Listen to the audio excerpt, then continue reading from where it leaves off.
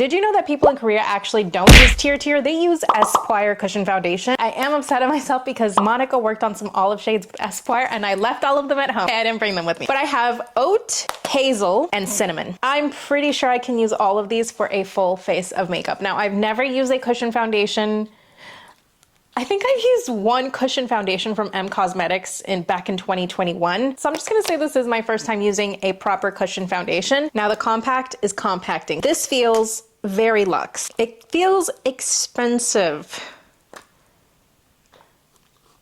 Gorgeous. Now I think the shade is too light for me right now, so I'm just gonna test it from the lid. Beautiful. Now this is the shade Oat. This is the shade Hazel. Ooh.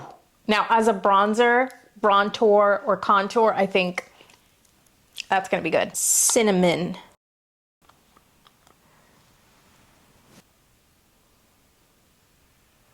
I'm gonna use shade Cinnamon. I wanna see how this performs on its own with no concealer, nothing. Gosh, that's pretty. That looks very, very pretty. And I'm going right under the eye because I do want to see if it can cover up the purple tones I have under my eye. And on my lid as well.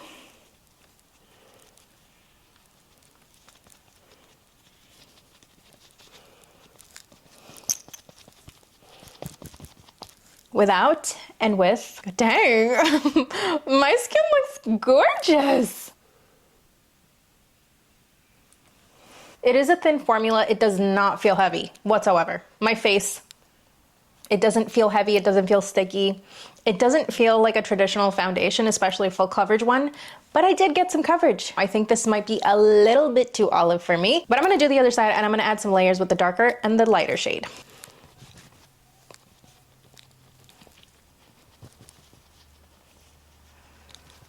I am impressed by how it feels on the skin. It's really breathable and it feels like skincare almost. Now, I would say if you're an oily girl, you probably might have to set this with some powder because it is dewy. With the darker shade, I'm just gonna add it here.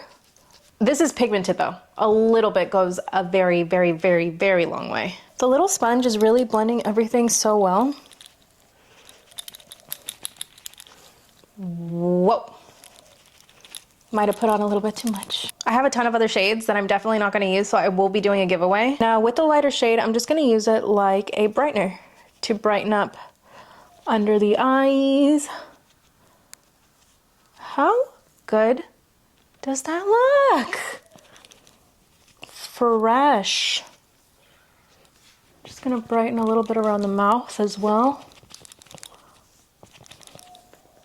Right here in between the brows.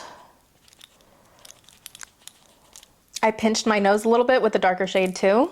I do not have Tear. I'm gonna have to go out and get Tear so I can compare the two, but this just makes my skin feel very comfortable. It's obviously given me coverage, which is really pretty. And because I blended it out the way that I did, I do have some dimension as well. I'm definitely gonna have to set this though, so I'm gonna do that right now. Taking some Laura Mercier, patting it in.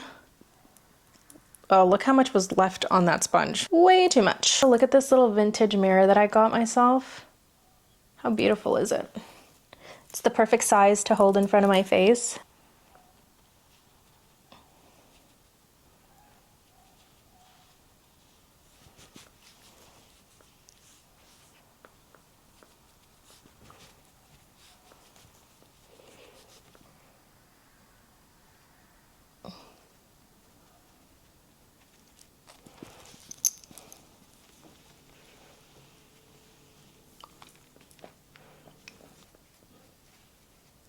This is what one side set looks like without and with setting. I'm gonna add just a tiny bit of bronzer to the perimeter of my forehead.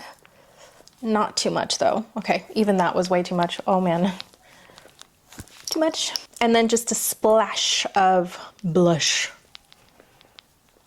Oh, this Kosas blush is seriously, no no joke. This is an intense blush.